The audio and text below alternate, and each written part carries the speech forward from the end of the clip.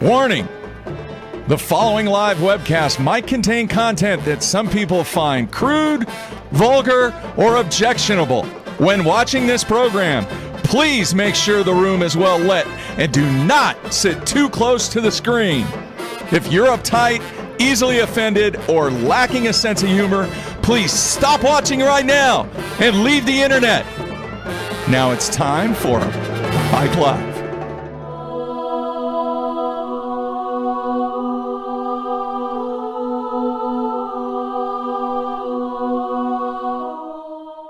What is this foolishness? How many dreams can you shape in a minute, an hour? The kind of clean you like best. Lost 3 of my teeth, too. All right, so you lost. Next time you'll win. Steamy, hot, hearty, delicious, invigorating.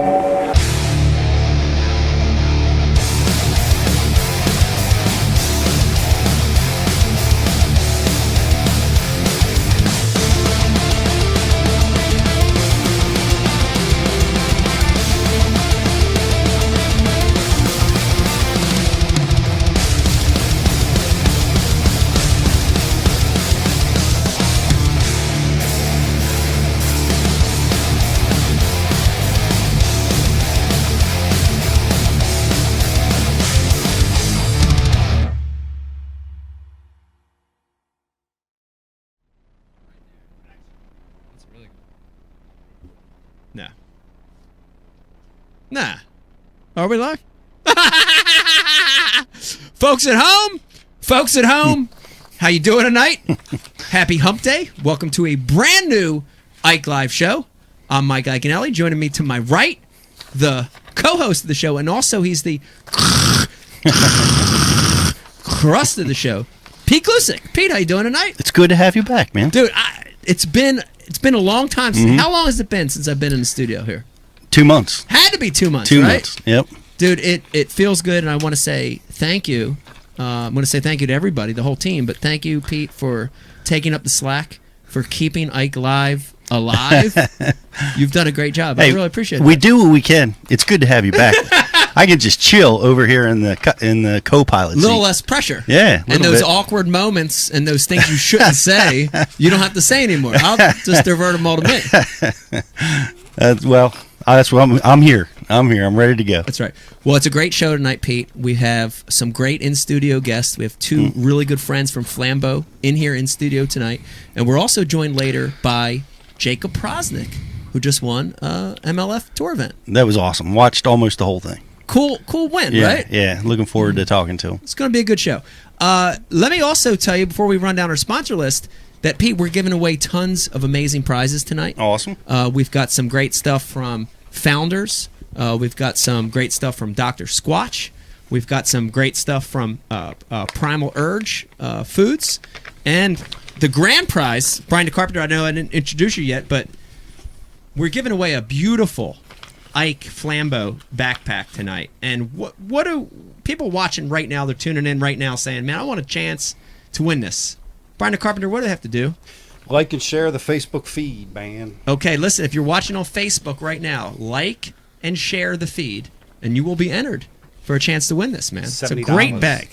$70. It's worth more. It's got my name on it. It should be worth $1,000. Right. And you touched it. And I touched it. Breathed on it. Listen to me. This show, man, we were talking about just a second ago, Pete and I. It's been 5 or 6 years now, and this show is since our last show.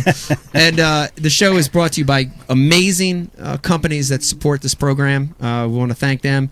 The title sponsor of the show, Pete, and we talk about it all the time. We say Christmas to your doorstep, but I got a new way to talk about it. Mystery Tackle Box. It's the most fun and affordable way to discover new fishing products, Pete. Every month. It's very exciting. It's like happiness in a box. You see what I'm saying? I see what you're saying. Yeah. If you use the promo code Ike Live, you're going to save 50% off your first order today. Try it, please. We're also going to be doing a MTB unboxing later tonight. It's going to be great. Also brought to you by Primal Urge Foods. You see a whole bunch of them on the table right there. It's a monthly subscription.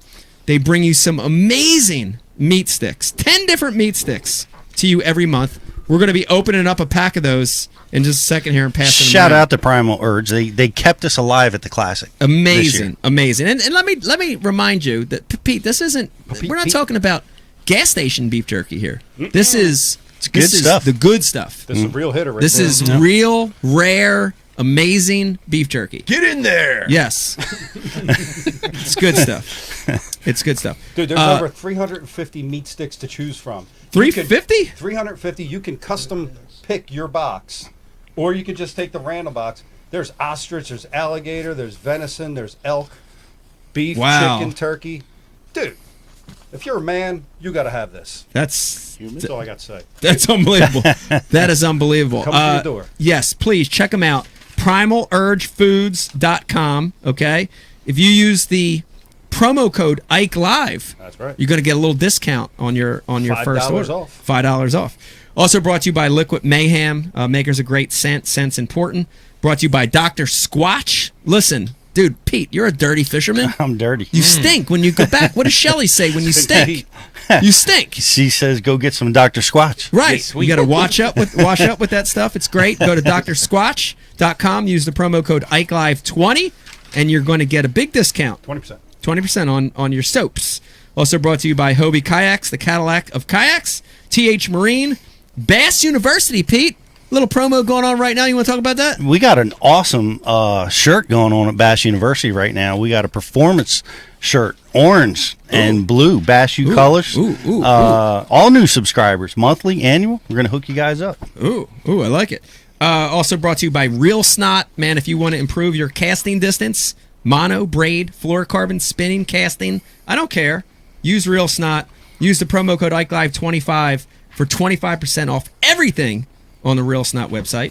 Brought to you by Tackle Warehouse. Use the promo code IkeLive and get free ground shipping on anything over $50. Can you believe that? What a They're deal. the only one that they let us do that with. Isn't that amazing? Everybody loves Tackle Warehouse. It's crazy. Also brought to you by, I hope if you were at the Classic, you got to come to the Ike Live after party. We're going to talk about that a little bit later. Amazing, fun after party. And you see this nice big neon, bright new neon sitting right here. Founders Brewery is one of the newest sponsors of the show, Awesome. Pete. We're so glad to have them. We drink a lot of beer here, of course, and we love drinking Founders. This is the all-day IPA we're drinking right now. That's right. Shout out to Founders Brewery. Go to founders.com. Check out some of the beers they've got.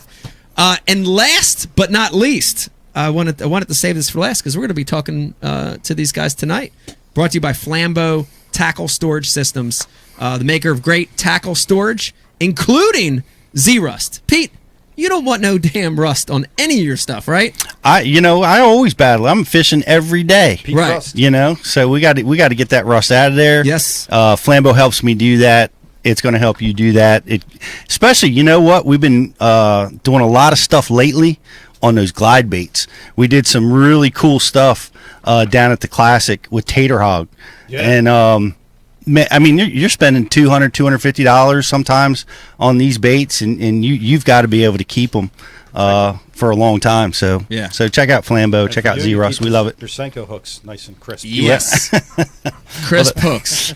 Crisp hooks. It works well. All right, Brian DeCarbon, I want to get into it. Let's finish introing the rest of the room, Pete, and then we're going to get into the show because I'm excited. We got a big show tonight. We got a lot of amazing things going on. We've got 3 guests on the casting couch tonight. Look at them. Look at them. Look at them. Handsome. They're packed in there. They're packed in there. We might need a little grease when these guys get up. Some liquid mayhem in between.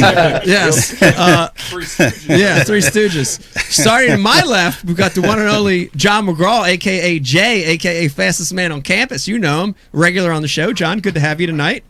Oh, thanks to be here. I want to just you want to say this real quick. There's something special that's sitting out in the yard right now that's shiny and new. You want to talk about Sweet. that all or no? We can talk about it a little bit later. All right. John is the owner of a brand new something or other that's sitting in the backyard. And sitting next to John, we've got 2 of my favorite people from Flambeau. We've got Dante and Charlie joining us on the couch tonight. Welcome, guys. Guys, yes. Thank you for being here tonight. This is awesome.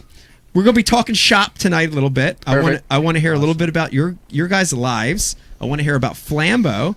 We'll talk a little bit about what we were doing here today. We actually did a little bit of work. Yeah. Wasn't all just fun and hanging out. We did a little bit of work today. Oh yeah. was a fun day. We're going to talk about that. In the booth tonight, pushing buttons, making the show happen, the one and only Brian the Carpenter producing the show tonight. Brian? BTC. Hey, Yes. Hey. What's up, man? How you doing tonight? Good. Okay, good to We're see here. you. Here we I are. know. I'm glad to be back. Doing it. Yeah, and good. next to Brian the Carpenter, the one and only, the Riz, joins us tonight. Riz, how you doing? Doing great. Okay, good to see you. I like the earphones high up on the head like that. It's a good look for you, man. It's like a little b-boyish. And last but not least, I want him to pop his head in right here and look at this camera. The one and the only doing content tonight. There he goes. Eric the intern. E! I'm still here. How you doing tonight? With that tight, fresh cut. Good. I was commenting earlier. He just posted a big fish picture on his Instagram. And he told me where it was, but I'm not going to blow up that place for him. I'm going to keep it on the low. But a lot of big fish coming from there. I don't need you to do that. I do that on my own. That's right. He blows up everything on his own. But we got a great show. I want you to watch tonight and tune in. We're going to be giving away great prizes. Let me remind you, Pete, I want to remind him, we want to hear from you. Please hit us up. A lot of different ways to keep in touch with us. Hit us up on the instant messaging right there next to the screen if you're watching us on IkeLive.com. Also, if you're watching on Facebook or YouTube, please hit us up on our social feeds at Ike Live Show. We'd love to hear from you. We're going to be giving away prizes. Brian, we will be opening up the phone lines, third segment too, correct? Yes. Heck yeah. Okay. I want to talk to some people, man. Yeah. So hang in there tonight. We're going to be opening up the phone lines. If you've got something you want to talk about that you hear during the show or something that's happening in the fishing world, we're going to hear from you later as well. Pete, let's start the show as we always do, and we want to send a big shout out and thank you to all our military, men and women, active and veterans. Thank you guys for what you do. It's a crazy world. Also, policemen, firemen, EMT, teachers. Dude, thank you. Thank you for what you do, man. Really appreciate it. Brian, I want to start tonight. Normally we start with our couch guests, but Charlie, Dante, I want to put you guys on pause just for a little bit. Put them on ice. Sounds good. Because I do want to play a little catch up tonight, Pete. Is that cool? If we do a little catch up? We all miss you. I don't know what the heck you've been up to. It's been a long time. I want to talk about it a little bit. And I think I guess let's start with the Classic. Classic was a pretty amazing event. Let me get give me your short little dissertation on what you thought about the Bassmaster Classic. It was an amazing event. It was just it's always amazing, right? It's always super special. Yeah. They broke records at attendance at the takeoff. Yeah. The Classic show was just mobbed. We were down there at the Bass University booth. And, Yeah. Man, we just saw everybody, all of our friends and subscribers and sponsors. Charlie stopped by and visited with us. Loved ones. Everybody was there. It was an absolute blast. It was a barn burner. Amazing coverage by the Bassmaster team live. No doubt. We got to watch it. BTC picked up. They gave us shout outs every day. The Bass University and Ike Live got shout outs every day on the Bassmaster show. Wow, that's awesome. We must have been Thank you, doing guys. something right. Yeah, it was pretty cool. What was really cool is one of my favorite parts of it was we were in the Bass U booth getting set up. Yeah. So you were live before the audience was allowed in. Yeah. And you jacked like a 4.5 pounder. Yeah. And our whole booth just erupted. I'm standing right behind E. We're all screaming and hollering and jumping up and down, and you were too. Yeah. And that was pretty awesome because it was silent inside the room, and they could hear us screaming and hollering over at the broadcast booth. And that's awesome. Yeah, they gave us another shout out. Now I want to hear. I want to go from two opposite ends of the spectrum here, real quick. John McGraw, I know you've been at many a classics. I know you were at you were at the classic that I won in 2003. From a perspective of someone that has been at classics a long time ago, all the way up to this one, which some people are calling the last true classic. Give me your opinion. Was this the same? Was it different? Did it have a different feel? Did it have the same vibe? Ah, man. So here's the thing: is like I showed up by myself. I was walking down the street. I had a couple guys ask me, "Hey, which way do you want to go?" So I ended up walking 5 blocks with 3 guys, right? And they were talking to me. Now. Yep. No, but they were really anxious to be there and see what was going on. I mean, like, they were excited. Excited. Yeah. Right. It was like everybody in Knoxville was there to see the Classic.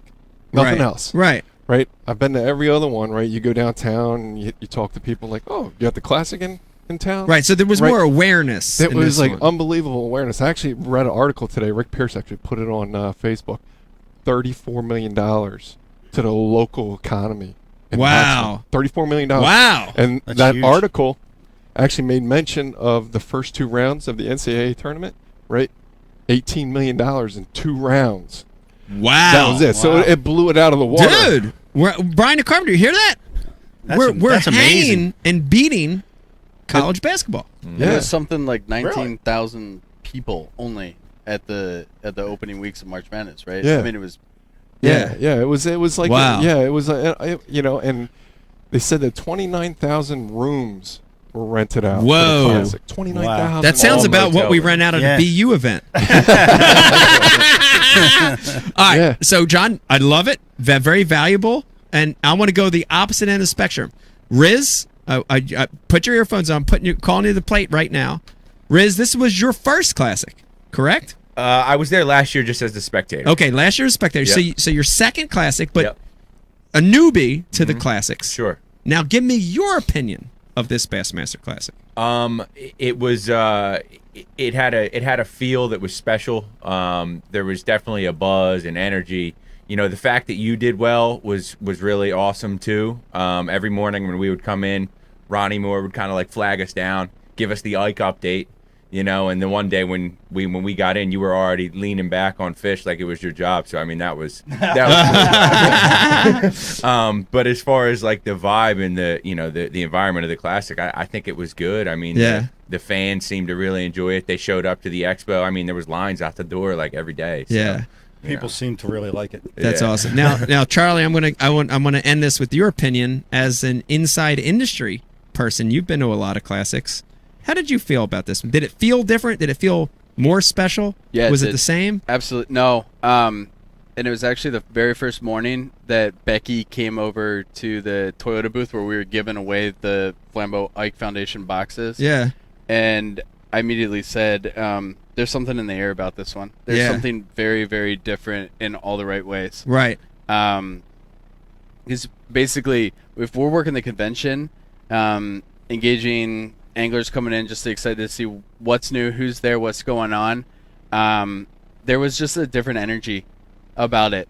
And I think a lot of that was coming from, honestly, the energy that the anglers had.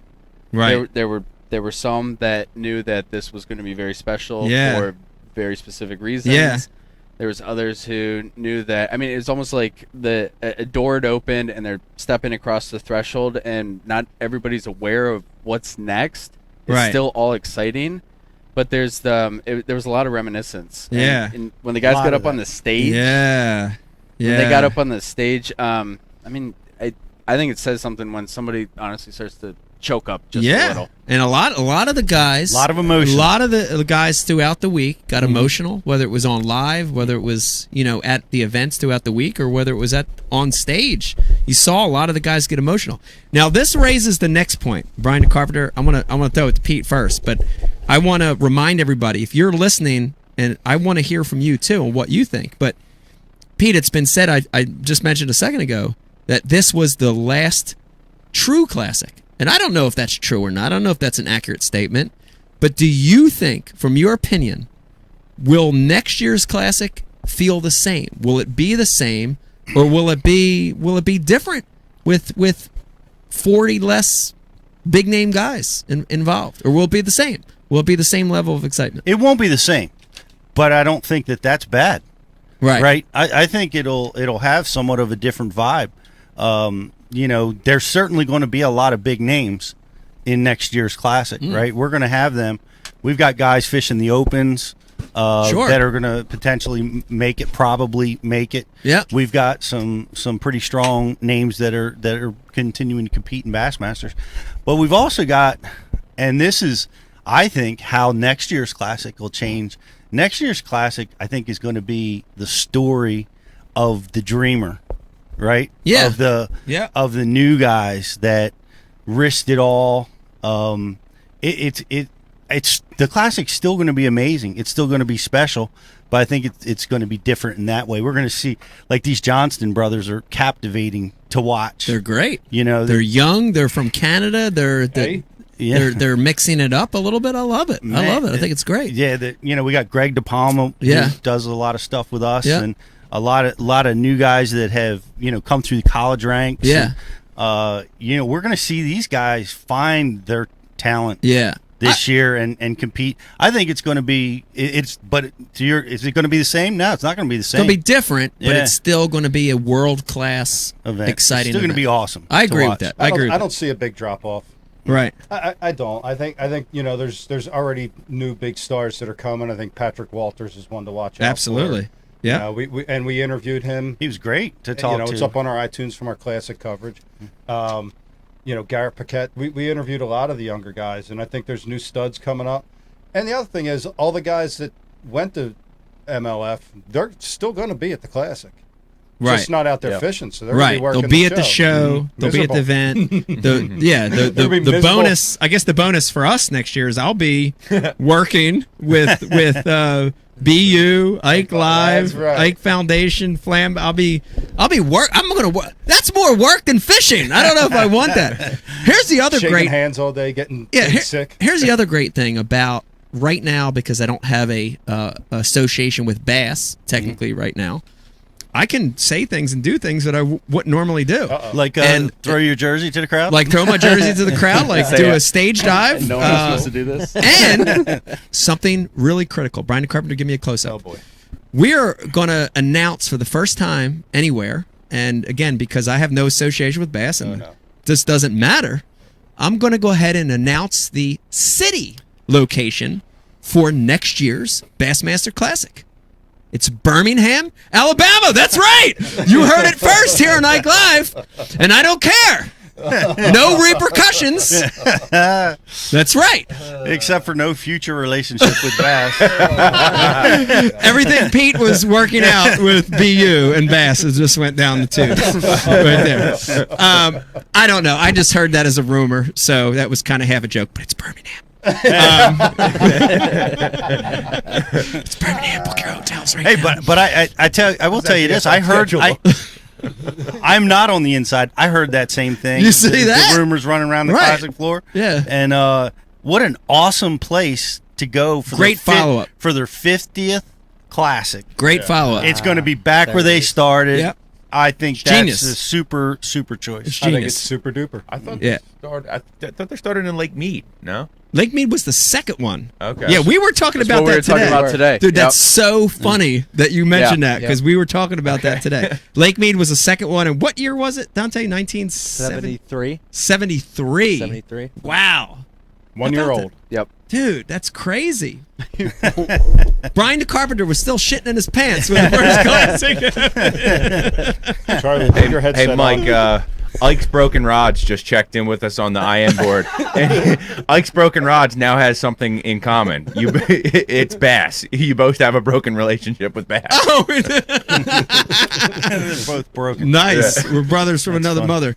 Brian, you did mention something, and I want to bring it up to you real quick, which is, although I was not there interviewing, it was Pat Renwick and Pete Gluszek. Yes, our buddy Pat Renwick. Shout out to Pat Renwick. Shout out to Pat Renwick. You three guys worked your butt off. Not only BU, but Ike Live. Yeah. Dude, you did some amazing interviews. No doubt. Amazing interviews. And if you weren't at the Classic, you didn't get a chance to hear them live, Brian the Carpenter, they can go back and preview any of these. Go to our iTunes. Go to the Ike Live iTunes. We did Patrick Walters. We had a real varying group. We got some young guys. We got some high school anglers, Cal Culpepper and Mason Waddell, so we got a look into how a couple of young kids go out and fish their buddy trails, and I think that stuff's important. Pretty man. neat. You know, pretty neat. Yeah. We had some college anglers. We had Eric's buddy Nolan Miner come talk to us, and Nolan was super cool to talk to. Latimer. Brian Latimer. I mean, for crying out loud, I think that was He's probably awesome. my favorite one. He's awesome. Honestly, great guy. We had Brian Thrift and Matt Ary come over who do their fishing podcasts, and we had a lot of fun with them, and just a ton of guys, man. So it was a blast. Yeah, and also awesome. check out the Bass U iTunes. We've got a bunch of content up there as well. That is new. All of our live productions are available on the Bass University iTunes account. Yes, Wow. please go check that out. There's Very, a lot very of good cool stuff over there. Very The cool. Juice is loose. Yes, but the classic was awesome. I did want to recap a little bit, and it's funny, we were talking about this again as well today. It's one that I felt like I had an opportunity to win. You know, I had in my grasp, and it's one I look back on, and you can always regret some of the things you did, right? And I'll be honest with you, I had one of the best practices I've ever had in my life in the Bassmaster Classic. The best. I had what I thought was 4 solid patterns with 1 special area identified. That's so rare to go into a tournament with that many things. Yeah. Dude, a lot of times you can't find one, right? You can't find an A plan. And now I had an A, a B, a C, and a D, plus an area that was really, really special, right? And that was my mindset going in the first day was, you know, I have a special area, I have patterns, I'm good. And can I make a quick comment? You can. When we talked to you on did. media You talked to day. me media day. We just caught up. I You gave were you the outside, goods. and you were telling you were flushed. Your face was. Oh, dude, I was you had so pumped up. goosebumps. You were like so psyched that this was the best classic I was so practice pumped up. you ever had. I had a flat natural rock pattern that I could run around the lake. I had a isolated secondary point dock pattern that I could run around the lake. I had a main gravel bar smallmouth pattern that was unreal because when you got bit, it was a 4 to 5 pounder. And I had finally the last day of practice, I found a milfoil pattern. Dude, I thought there was no way in the world between all those patterns I couldn't do it. To make it even better, I found an area that was so special. It was at the mouth of the diversionary canal. It was about a 1 mile flat area. When I went through it, dude, I had 23 pounds of smallmouth. So quick. There was no way I wasn't winning or having a magic day on that area. So that controlled my mind going into the tournament, right? On the back burner, I had a place that I found, a school of bass. And it was a place that when I found it, I couldn't catch anything bigger than 2 pounds, Pete, right? I caught a bass. The first fish I caught there, I'm reeling it in. When I'm reeling it in, I look down. There's 8 or 10 following them. You ever see them when they're schooled like that? They're just all trying to get the bait. Not nearly often enough. Yeah, and they're all that big, dude. They're all cookie cutter, pound, 2 and maybe 2 1/4. No good ones. And I caught that first one. I saw those fish, and I go, oh my God, there's a school here. And I was paranoid, so I stuck my head back out under the culvert. I made sure nobody was coming, and I went back, and dude, I cast after cast. I caught one. 20 casts in a row, I caught one. And none of them were bigger than 2 pounds. So I'm like, dude, I got a spot here that's loaded with fish, but it's not the winning spot. It's a filler spot. It's a place if I get in trouble, right? So that first morning of the first day, I went and ran my smallmouth, the magic area, and it died. I went to my rocks, and I couldn't catch them. I went to my gravel bars, and I couldn't catch them. I made a quick pass through the grass, and I couldn't catch them. By this time, it's 9:15. It's 20 after 9. I go, God, I better go to that school. And I go under the bridge, and I'm like, I know somebody's going to be here. Nobody there. And I get on my lineup, and every cast, fish. Every cast. I catch my 9.5 pounds, and I look at my camera guy. Dude, they were biting. I look at my camera guy. I'm like, let's go.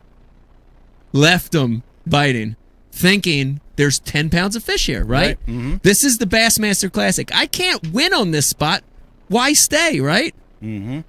Dude, and again, in hindsight, that may have been the winning area that I didn't start on, and I abandoned as they were biting. Right. You know, it's one of those things that you look at in hindsight and you say, you know, was that the difference maker? It might have been, you know, because I can tell you the big ones bit first thing in the morning, and at 10 o'clock it was done. So when I got to it, it was over already, essentially over, you know, and did I miss 14 to 18 pounds of fish that first morning? I probably did. And that's the classic, you know, so a little hard to stomach, but it's also, I had a good event, you know. How often does that happen, man, where your backup spot turns out to be the juice. It's insane, isn't it? It happens so often. It happens you a know? lot. In fact, when I won Lake Seminole way back in 2002, my backup spot was a place in the Flint River, and that's where I ended up winning. Right. You know, all those years ago. So, you know, it's one of those ones I look back on and I'm going to think about it years from now, right? And I'm going to think, you know, what if I would have did this or what if I did that? But you can't do that. You can't beat yourself up. By the way, shout out to Ott Defoe. If anybody was going to win, I love Ott winning. Very, very proud of Ott. Congratulations to Ott Defoe. Attaboy, Ott. Yeah, that was a good one for him. I'm proud of him. Ott's pretty good, but I had to put the beat down on him after the class. I saw that. Yeah, I didn't know if you guys were aware of this. I heard about that. But I got a little show and tell. You do. Oh, a $20 bill. $20 bill. Signed by Ott Defoe? That's right. Look at that. Wow. You better frame that. I am going to frame that. Don't accidentally spend I'll pass that. that around. We did a Bass University piece right behind his house. And we Is that your biggest check in a while? Let me read it real quick. It says it's used to singles. Yeah. It says to Pete, no fish on the point. 2019 Bassmaster champion Ott Defoe. Wow, that's very cool. That's awesome, man. Dude, I'm telling you, better get that out of your wallet. Don't spend it at your favorite Wawa. Be bad. He did. He was supposed to catch. I bet him. He bet me he was going $20. He was going to catch a fish on the point. So I just took the bet, you know. Yeah. And he didn't catch it. Nah, dude. I mean, he went up there. He fished the jig and what he thought he was going to catch. Then he's getting into his rod locker. He's breaking out drop shots, shaky heads, anything he could do to try to win that $20 back. It didn't work. No, but he did catch a 6-7. Live. That's awesome. That's a big one. Just a few minutes later. Wow, that's awesome. The Ott Defoe story I want to tell real quick is one of the crankbaits I used during the week, and it was one that I used out on the main drag on those gravel bars, was a crankbait that Ott made. That's right. You were telling me about that. Very, very, very, very cool deal. Hand-carved crankbaits, big thing in the Carolinas, South Carolina, North Carolina. And this is a bait made by Rapala called a DT Flat 3 that they happen to discontinue. And Ott has been modifying these things for years. I'd say 3 or 4 years. And he literally cuts the bill off, grinds it down flat, puts a circuit bill lip in at a different angle, drills the nose of it, creates a line tie coming off the nose. Dude, it's this big, unbelievable process. But he creates this crankbait that's very tight wobble with a little more side-to-side roll. And it's a fish catcher, man. It's unbelievable. And so in practice, I was catching a lot of these big smallmouth on it. And of course, I have 2 of them, right? I have 2. And you never want to go in a tournament with 2 baits. And so this is between the break and the start of the tournament. I just call him. I'm like, you remember that bait you gave me a few years ago? He's like, and I sent him a picture. He's like, yeah. I'm like, I need some more. He's like, come to the house. And I went to the house, and dude, like nothing. I'm his competitor. I'm straight up telling him, look, I'm going to beat your ass on this bait. And he gave me 3 more baits. I mean, that's pretty freaking cool, dude. You know what I mean? Like, that's cool. But it's a very, very special bait. That and the DT6, Pete, were killers for me that week. The DT6 on that place that I had, it was about 4 or 5 feet on top. It was running perfect. And something interesting happened, and I do want to relay the story. It's another thing we talked about today, is I hear all the time about does color matter? Does color matter? Brian DeCarver, do you think color matters? Yes. John McGraw, do you think color matters? Absolutely. Riz? 100%. Okay. Color does matter, dude. Because I caught him on a chartreuse blueback for 2 days, and I thought, there's no way this thing won't carry me through the event. I got to that spot on the last day, and this was live. Hopefully a lot of people got to watch. I saw it. Dude, I fished for a good 10 or 15 minutes with a chartreuse and blue, doing all the casts, all the angles, doing all the right stuff, not having a bite, maybe like one little sniff. And I'm ready to leave. I feel it, dude. I tell my camera guy, I'm like, man, they left. They're not here. The school moved. God, I beat on them too much. I caught 60 here in 2 days. Dude, this is bad. And in my mind, I'm like, okay, I'm gonna go run down that smallmouth spot, check it first real quick. Then I'm thinking what I'm gonna do next. And right before, like literally like getting ready to grab that handle to pull that trolling motor up. And I'm like, damn, that water looks a little cleaner than it's looked. I'm like, God, let me just try a different color. And I had a Smash DT6 and Smash tied on, which is more muted shad pattern, like a putty color with a green back, a little bit of orange in the throat. And I'm like, let me just throw that out there and try it real quick before I leave. You know, like a last-ditch effort. And, dude, I think it was my second throw, one loaded up on it. Put it in the boat. Set third throw, one loaded up. Fourth throw. Dude, it totally ignited the school by changing color. Dude, if that's not proof that color matters, nothing ever is, dude, ever. It was that important that day. Isn't that crazy? Yeah. Well, let me ask you this: was the change in color effective because you caught 60 bass on that other color, or was it the water clarity that made the change important? That's a great question. I mean, they have seen that they saw the chartreuse and blue for 2 days. You know, a lot of those fish were released back into the school. You're right. Were they sick of that color, or was it the fact that that water cleared up 2 or 3 inches from the day before? Probably combination of the two. Yep. You know, it's not that the plug was doing anything different. The plug was deflecting the same way. It was something that triggered those fish to eat. Different color, different scenario, you know? Did you create in your face at this classic? No. Where'd that come from? DT6 in your face has been around for a long time. Yeah. It actually started way back in 2006. What? Yes. Maybe I should have made that a trivia question.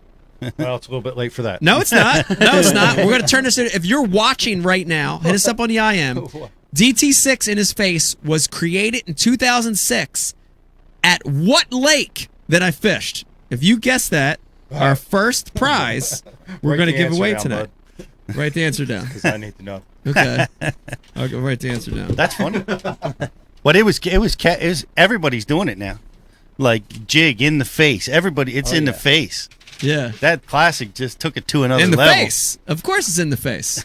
Yeah, it's in the face. But it was a grinders classic for the most part, you know. I will say this: if the Bassmaster Classic was a Major League Fishing event, I would have won straight up. Come on, man.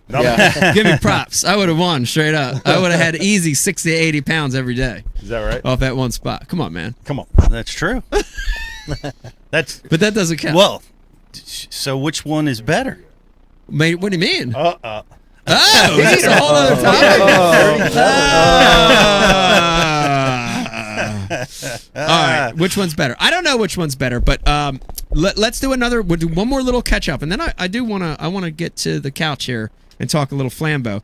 Bassmaster Classic was awesome. Ding, ding, ding, ding, ding. We have a winner. Oh, we have a winner. Yes, none Riz? other than Smallmouth Crush. What? Smallmouth Crush. And his guess was Gunnersville. 2006, cranking with a DT6. This is the first time I used the DT6 in his face, and I've used it ever since. So, nice. Very good. Smallmouth Crush, you're a winner. Yeah, but that's Travis Manson, and I'll be fishing with him Saturday. Damn! You could bring him his prize. Did you secretly text him the answer? No. BTC? No, I was out there getting the answer. Yeah. I saw it. He took a photo of it. All right, so Pete, a little catch up on tournaments. We talked Bassmaster Classic. I want to switch it up, and I want to talk Major League Fishing. You know, right now it's the industry is abuzz with these two circuits, primarily BASS, FLW, and Major League Fishing. Primarily Bass and Major League Fishing. We've had a couple events already. Give me your opinion, Pete. Give me an unbiased opinion. You've been able to sit back and watch both. What do you think about MLF thus far? Three tour events in. Well, I've watched more MLF. I've been aware of MLF, right? People have been coming into my boat and, hey, have you seen MLF? And I was kind of slow to the party, but certainly with all the change, I've been watching, and you know, I've really enjoyed it.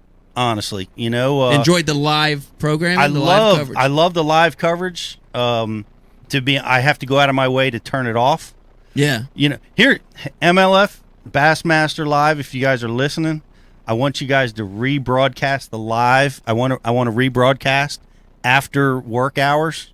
Right. So I can just come home from work, I can sit down and I can watch it like without spoiler alert kind of stuff. Yeah. So we don't know who won and we can watch it at night. Or just run a night tournament trail. Or do that. We already have that here in South Jersey. Because I honestly I would love to watch it during the day, but I have to turn it off. Right. In order to get work done. I'm so obsessed, man. I gotta watch who catches the next, who's gonna pass the next guy. JT, they do a great job over there, doing the broadcasting and the comment. It's just fascinating. Yeah, I love watching it. We watched the one where you had where you just got passed at the last minute. Yeah, it happens like every the time. First one, Toho. Yeah, yeah, and my mom and Shelly, my wife, were both stopped what they were doing. I'm about the roof. To watch to see if you made it. Yeah. And so it was cool to see, them the impact that it's having on people that just would never watch fishing unless I was in the tournament. Right. Yeah. And so that was. It's a powerful. It's fun. It's really fun to watch. It's entertaining as hell. That's cool, guys. I gotta ask you, John. Have you watched any of it? Dante. I don't have a speaker. Can you hear me? do. Oh, yeah, I can hear you. Yeah. Oh, right. Have you watched any of it, John? Oh, man, I watch it at work all the time. Major League Fishing? Well, basically, this is what I do. Yeah, Major League Fishing. So what I end up doing is I put it on, and I put it in the background. Just put my headphones on. I keep working. I just listen to it, man. Mm-hmm. Right. Yeah, I really like Major League Fishing. Yeah. Right? I like the conservation. Yeah. Guys, have you watched it live? What do you think? Dante, give me your honest opinion. I agree. I like the fact that you watch it live, catch, release the fish. I like the format a little bit better, honestly. Yeah. I think it brings out a whole new style of fishing. Right. Charlie, what do you think? You've watched both. You've watched Bassmaster Live. You watched Major League Fishing. What's your opinion? I do the exact same thing, earbuds in, and keep going. I, as a viewer, it's you're hoping for the next fish with MLF more so than the total count. The format is something that I think, especially for a guy like yourself, where it's that speed. That is exactly. Yep. Yeah, it keeps the viewer doing the exact same thing that anglers are doing. Yeah, I want to challenge anybody listening and watching right now. I want to know what you think. Hit us up on the IM. Let us know your opinion. Eric, the intern, what do you got? Someone just messaged me, and they said that, in their opinion, the biggest problem about MLF is that they cut off the anglers mid-catch or mid-conversation for the breakdown counter. Ooh, that's a good one. I didn't think about that. So they're cutting off the catch to talk to break to a graphic or something. I think that's just a new production team still working out some kinks. Right. There was several. I think they had told some guys they're not live when they were live. Right. We saw a couple examples of that during the last event. And right. I think that's a production issue. For me, I find them both intriguing. MLF still doesn't feel like a tournament. Right. Doesn't say I'm not intrigued. Doesn't mean I don't enjoy watching it. Right. I don't get hooked. And feels like more of an exhibition. Some kind of event, but not necessarily a tournament. Right. I'm not saying it's a bad thing. Just doesn't feel exactly like a tournament. Right. Now, you mentioned something, and I want to talk about this real quick, which is Bassmaster Live has been around for a while, and I feel like with Bassmaster Live, they use a little bit of a delay, right? They do. There's a little more of a safety cushion in the Bassmaster Live. With Major League Fishing, it's straight up live as it's happening, right? And Brian, you brought up something that, some of these anglers have been live, including myself, that didn't know we were live, and we're live, and some stuff went down. You want to talk about any of this? We can talk about a few of them. Pete, you want to mention one? I can mention a few. Yeah, you can't help but say, it like tonight's show kind of reminded me of that. When we were live and you didn't know it. I didn't know. Yeah, Brian DeCarpenter put us on live. I had no idea.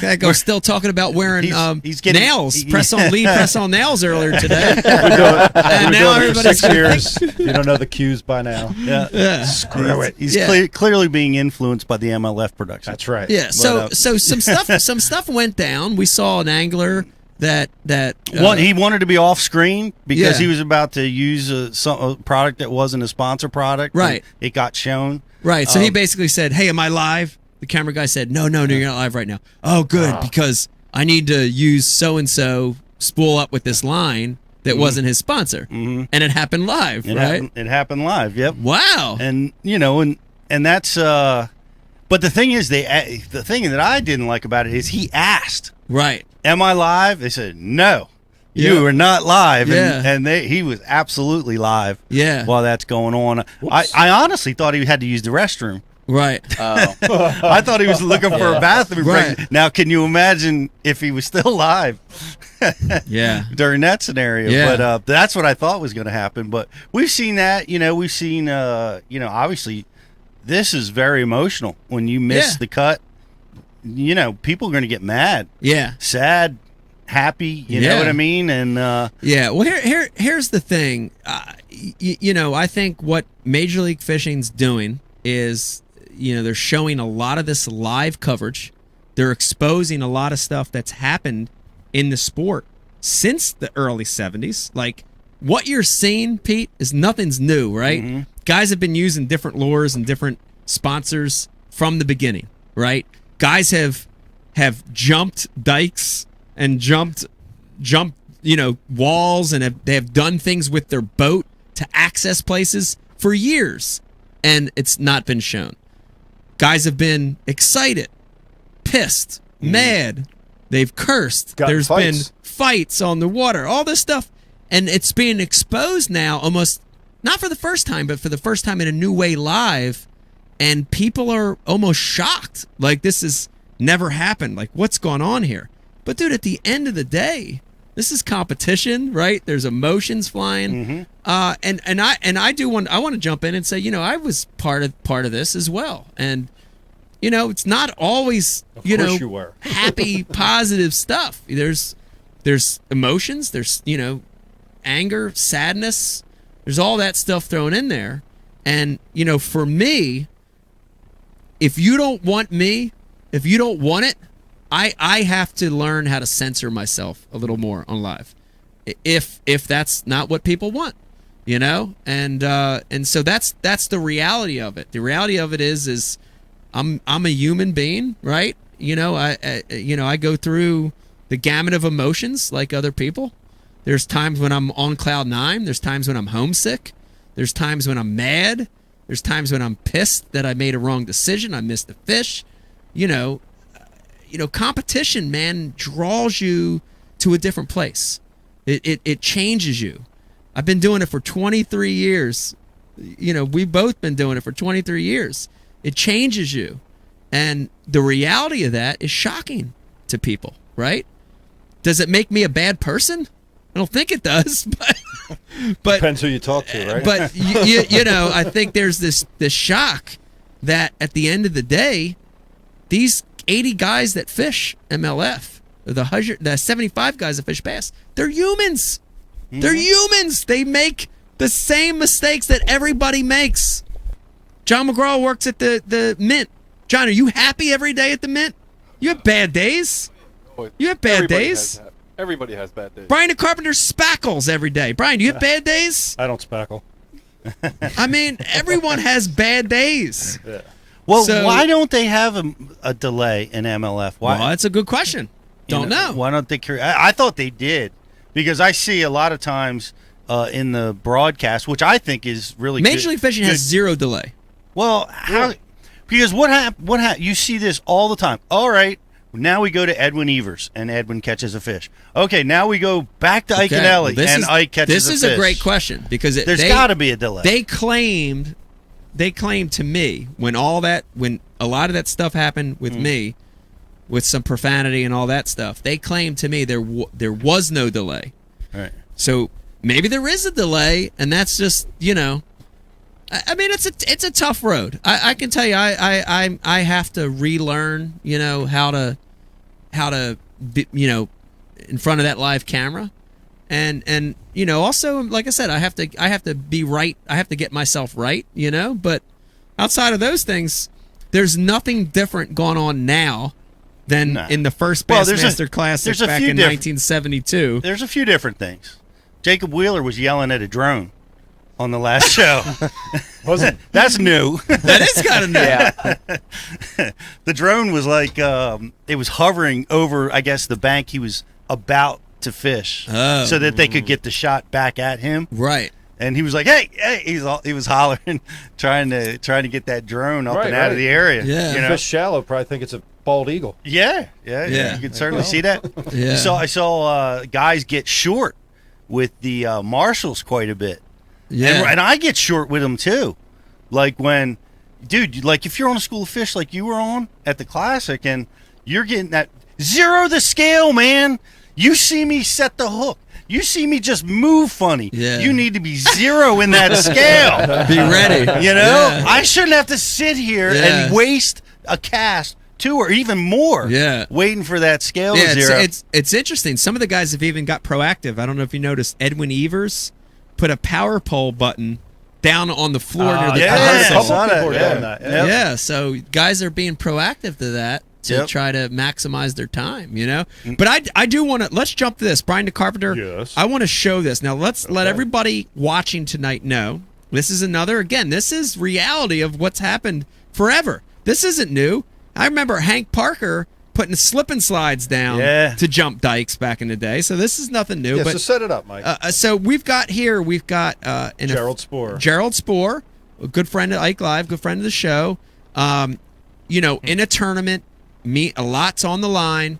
He's trying to access a piece of water that the other competitors couldn't access, and he's going to use a technique here of using his boat to jump a dike, like the Fonz did back in the day. Right, like the Fonzie did in Happy Days. Yeah. He's going to jump a dike here to get to new water, but it's all being recorded, and this is being broadcast right here, and this is a look at it. You ready? I'll go full screen. Go ahead. Let's go full screen and broadcast this. Riz.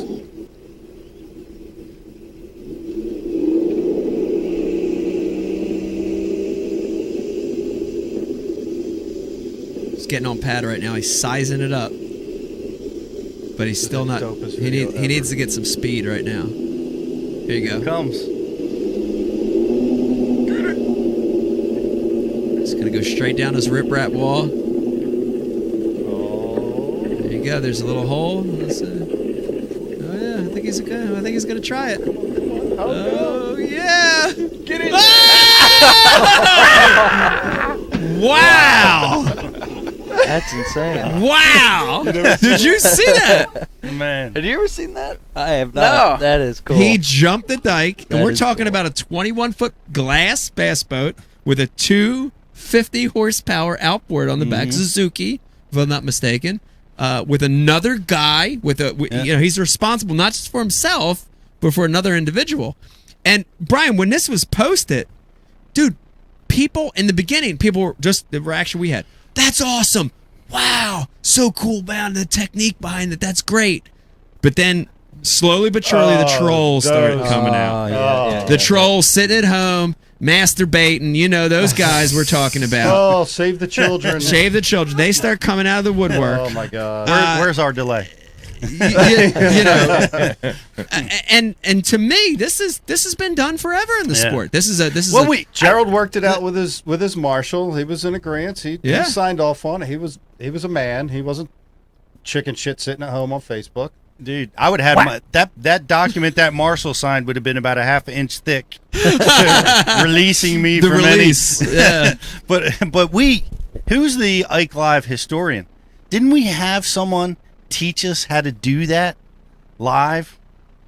Was it John Cox or that's John? I'm sure it's John. Somebody came on the show and they told us exactly how to jump a berm like that, and it was fascinating to me because I want to go back and listen to it again because I'm worried that my Suzuki lower unit is still going to be sitting on that berm. Right. It's like, how do you do it? Yeah. How do you know when to trim up? How do you? And you have to have the right conditions. Like obviously that was like you looked at that berm. That was a sand berm, right? You have a sand or light gravel. You can do that. If it's a riprap, you're not doing that on a riprap berm. I mean, you could, but I don't think the result would be the same.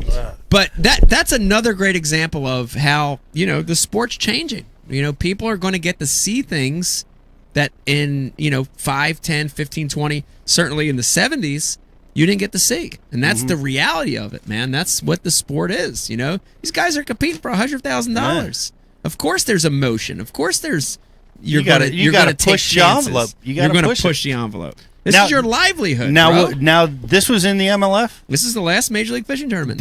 Was there any fines or any action taken? Brian the Carpenter, can you give us an update on that? Any fines, any action? I believe this was posted on Facebook, and there was such a negative outcry. Well, there was a couple whiny bitches, and they took it down. They took it down. Okay, so it was posted and it was taken down. What were they specifically whining about? What was the negativity focusing on? Brian, give us clarity on that. It was safety. It was whales, safety, the manatees. People are going extinct. We're running out of people. People are going extinct. Real question is the manatees.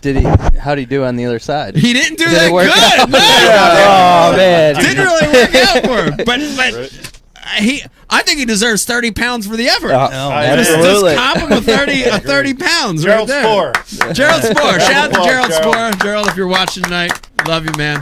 That was dope, dude. But it's the reality. The sport's changing. It's live. I think people have to accept. Can't handle the truth. I think people have to accept what's happening. And again, this is nothing different. What you're seeing is nothing different than happened in 1973 at Lake Mead when those guys were in the same cove fishing opposite sides. Nothing's changed since then. It's all the same. We had somebody chime in with some history on that, actually. Yeah, Vic chimed in. He even sent me a screenshot that the first Bassmaster Classic was in fact at Lake Mead. It was at Lake Mead. Yeah. Wow. Okay. Yeah. Wow. He sent me a screenshot off of Google. This guy went today. Maybe we got a little confused in the conversation. Okay. And that was Bobby Murray? Who was the winner? If you're watching right now, Pete, do you know the answer to that? I don't.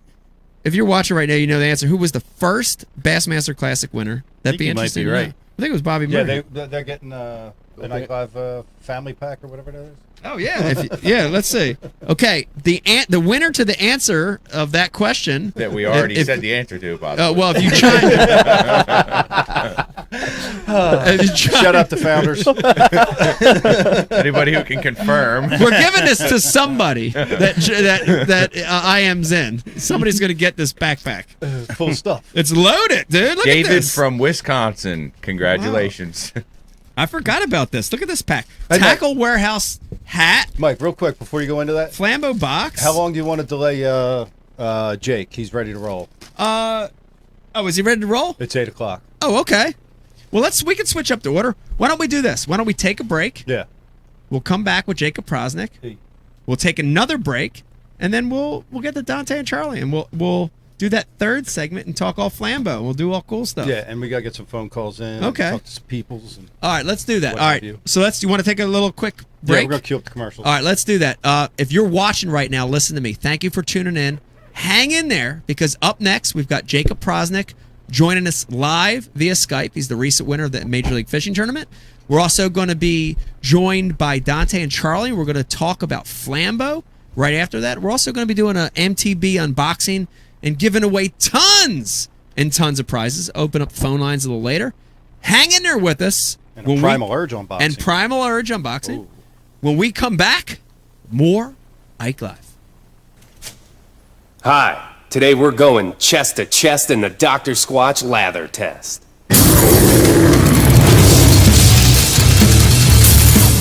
On that half of Mike's impressive chest, we're rubbing him down with 3 name brand bars. The result? A sad, milky film of disappointment. How's that feel, Mike? You see, Big Soap cuts corners and strips out all the sudsy goodness in order to make production cheaper. But not Dr. Squatch. Don't worry, Mike. Dr. Squatch soap retains all the natural ingredients, which creates a rich, foamy lather, leaving your skin healthy, soft, and clean. Ooh, looks like Squatch is taking over this peck party. How do you feel now, Mike? Dr. Squatch Natural Soap. When we say it lathers, it f***ing lathers. You deserve glorious lather. Take the lather challenge for yourself today.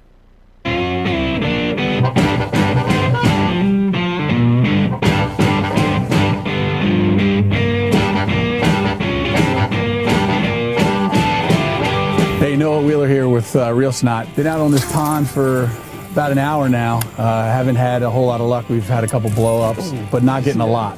So we thought we would try the new Java product on this frog on the top water. It works great on jigs and other plastics, but we've noticed that when we do use it on top water, we get a trail in the water, the scent's in the water, and we're getting a lot more bites. So we're gonna spray some Java all over the frog.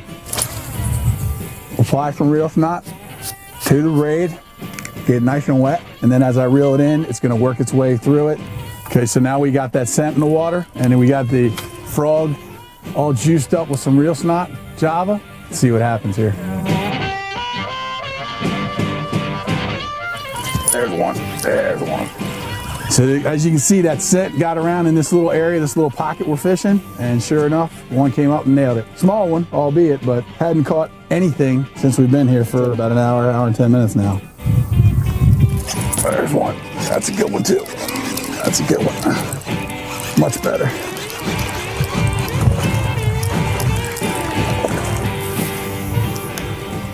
Good little guy. Threw my frog. Man, they love this stuff. Right through the nose.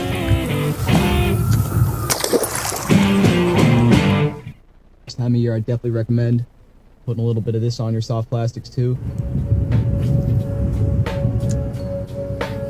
There he is. Another one. Next cast. And that would be number 6. I'm addicted. I'll admit it. I'm straight addicted. This might be bigger. You think so? Yeah. Feels bigger. I haven't even seen this thing yet. It doesn't want to come up. Don't break me off the rocks. Oh, it's a... Oh! 27-incher. He caught it. 28. Oh my god, that's such a healthy fish. Look at this size.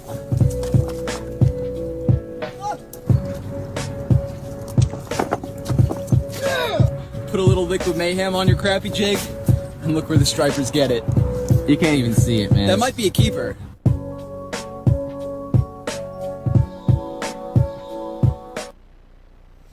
Four and a half inch drop shot worm, Bama bug. Finesse jig, PB&J, give me something hard. Hey, KVD here. I didn't always know this much about fishing. 4-aught EWG worm hook. In fact, there was a time when I couldn't tell the difference between a jerkbait and a stickbait. But then I signed up for Mystery Tackle Box, the original monthly tackle subscription. And now I know more about fishing than I do about calculus. And he knows a lot about calculus. Plus, I get amazing extras like free fishing magazines. October 2016. Featured article, 4 places to throw a frog. Exclusive decals. Zombie bass. And how-to videos for all the great baits I receive. How to tune a crankbait. Is that underwater footage I smell? I got goosebumps. So if you're looking to develop enhanced fishing abilities like me, or you just like getting new tackle every month, go to mysterytacklebox.com and get your box today.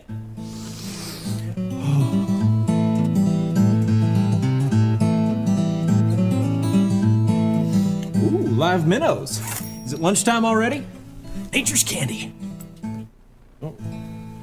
Is he in my pocket?